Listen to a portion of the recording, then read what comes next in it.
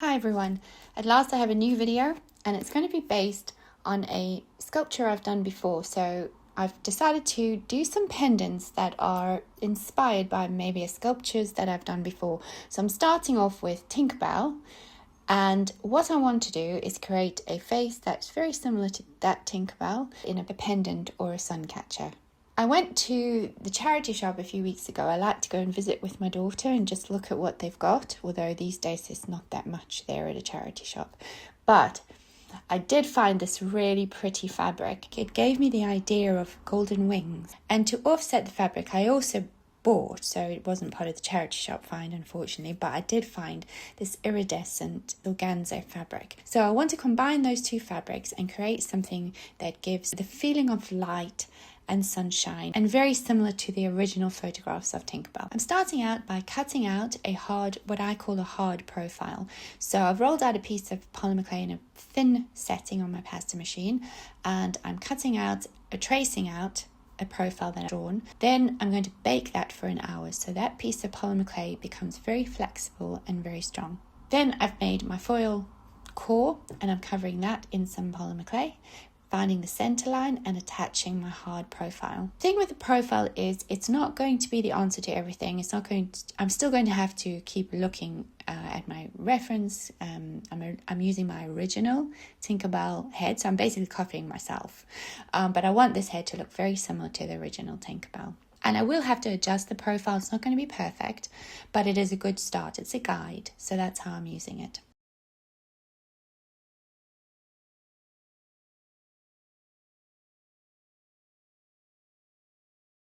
So I'm just adding pieces of clay until I get the head, and it was quite a struggle. It did take me quite a few days because I am wanting a specific look.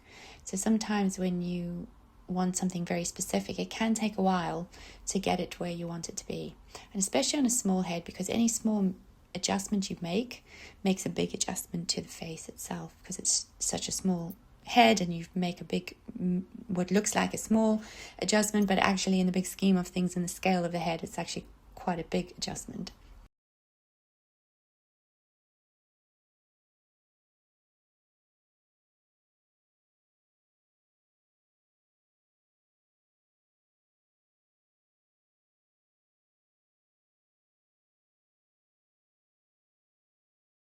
So I kept going, kept looking at my original reference, my original Tinkerbell head. Luckily, I had taken some photographs before I painted it, so that was quite useful because I could use those as a reference. And I just printed out the original head in the scale that I wanted it, because this head is bigger than the original. Added some ears at one point just to be able to orientate myself. And then once I was happy, I just took the ears back off again. Sometimes that can help with being able to see the bigger picture. So once it was baked for 40 minutes, I was ready to sand it down with some acetone and then start painting. And I'm just going to use some Genesis paints and do the usual process of painting the shadows, adding some blush to the cheeks. I want this face to have a very natural look, just like the original Tinkerbell. So just some blush on the cheeks, some rosy lips, very calm eyebrows, so painting the eyebrows quite straight across gives you quite a calm expression. And around the eyes, I just put a little bit of dark to accentuate the eyelashes that I will apply later.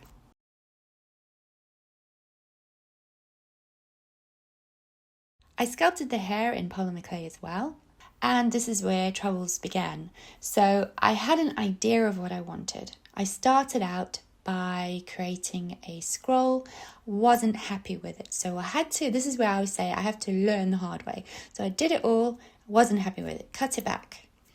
And then I tried something else. I thought maybe she would look nice on a piece of bark. So I did go through the whole process of making the piece of bark. Didn't like that either. So we went back to the drawing board, cut her back again. Luckily, everything had been baked, so it wasn't going to get affected. Tried again, liked it, but it still wasn't quite right. So back again, cut back a lot of the hair, adjusted her buns to something I liked a little bit better.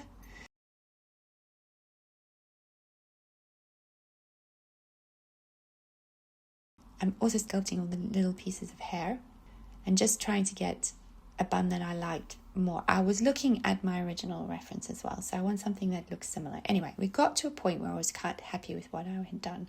So once I was happy with what it looked like, the struggle was where it joined whatever I decided to do on the bottom. So the head had to look like it naturally joined to whatever scroll or decoration I was going to put at the bottom. Once I was happy with that, I was ready to make a crown.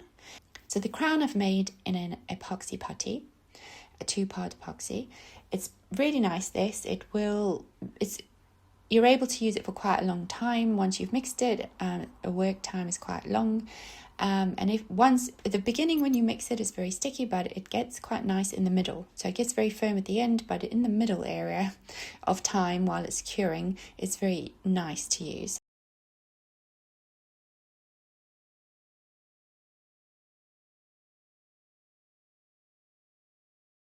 Once I had drawn out my design for the crown and I was happy with it, I rubbed it onto my epoxy sculpt and then I cut that out.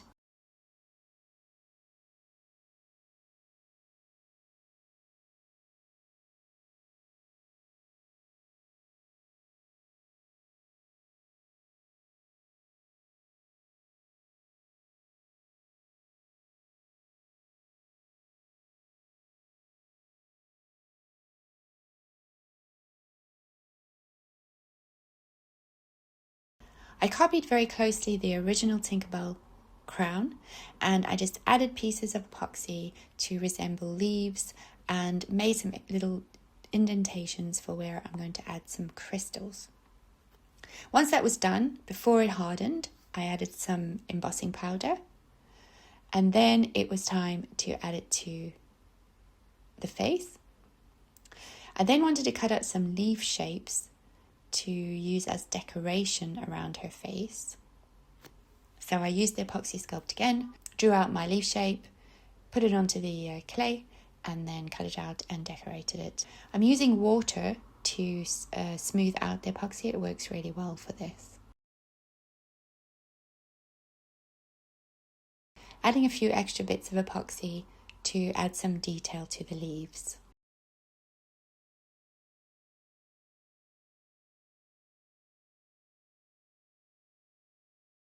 And then I placed them on.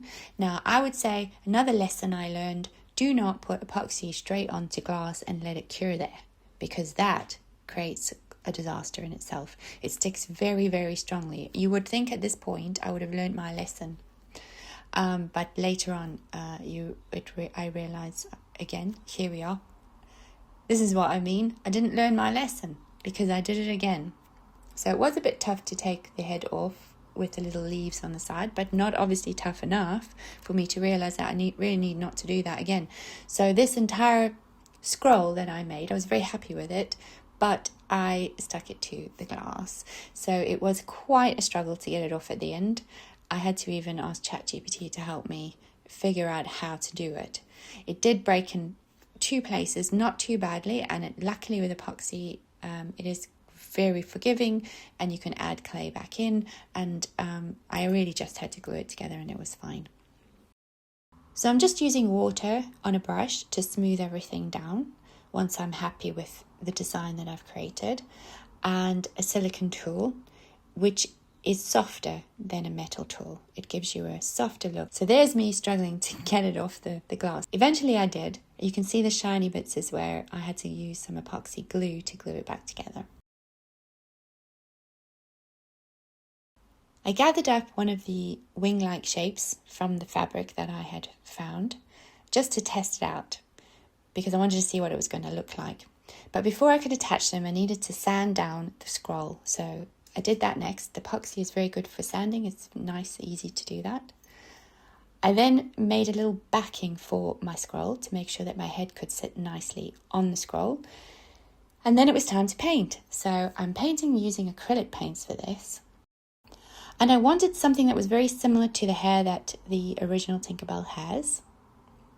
So I was using quite a warm yellow. And I'm painting it in layers, starting with the mid-tone and adding the highlights and the shadows afterwards. Trying to use a dry brush effect so it doesn't look too thought out, something a little bit more natural looking. At first I went quite light with the colours, but I wasn't really happy with that. I just feel it was too much gold. There obviously is a case of too much gold.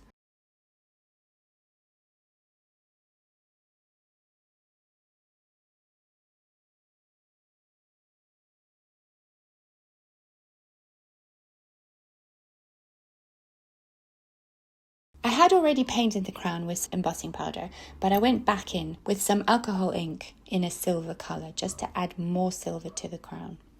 Once that was done, I was adding some more shadows to the blonde. So a very runny paint, like a watercolour consistency, so that it runs into the cracks and really just shines up the shadows in the hair.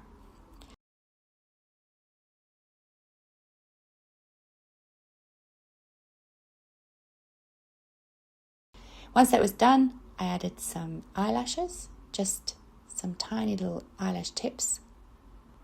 I'm just using some tacky glue, and the eyelashes I get have always got a tapered end, and I just cut the ends off and use those. So once that was all done, it's time to put together wing-like shapes that will decorate around the head. And I used the iridescent organza to add an extra layer to the wing-like shapes. I'm not sure if you call them wing-like or whether they're petal, but I hope they look more like a wing, or at least give you the idea of a wing, maybe something in the middle. So I had to cut out the shape to make sure that I don't cut into the actual embroidered area. But then I also needed to seal the edges, and what I decided to do was add a little bit of glitter, very similar to the glitter that the original Tinkerbell had on her costume. So using that same kind of golden colour, it's a lovely glitter with like lots of different colours in it. And I did the same for the organza.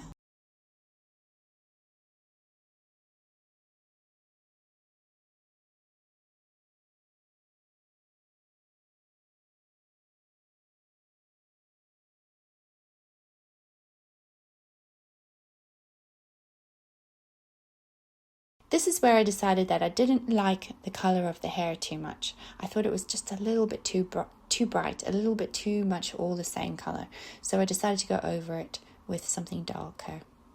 And then I also went over the silver of the crown. I thought that was a little bit too bright in one colour, so I added a watery, greeny, silvery colour to the silver crown.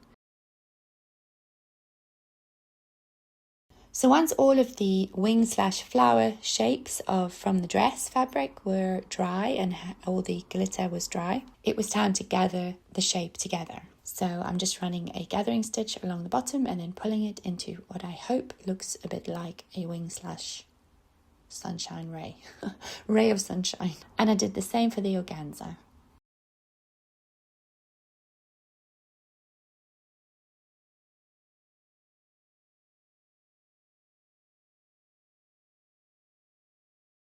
And then once I had both pieces gathered up, I joined them together.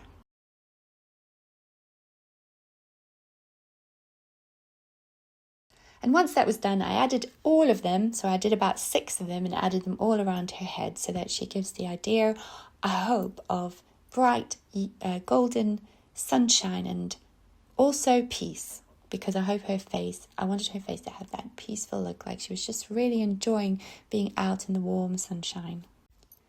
If you've enjoyed this video and you'd like to see a little bit more about the sculpting of the crown for Tinkerbell in a bit more detail, you can go to my Patreon page, and on the home page you will find a button for collections. If you click on that, it's one of the first ones that come up. It's a free tutorial, and follow me there if you would like to. I would love to see you there, and you can watch that for free.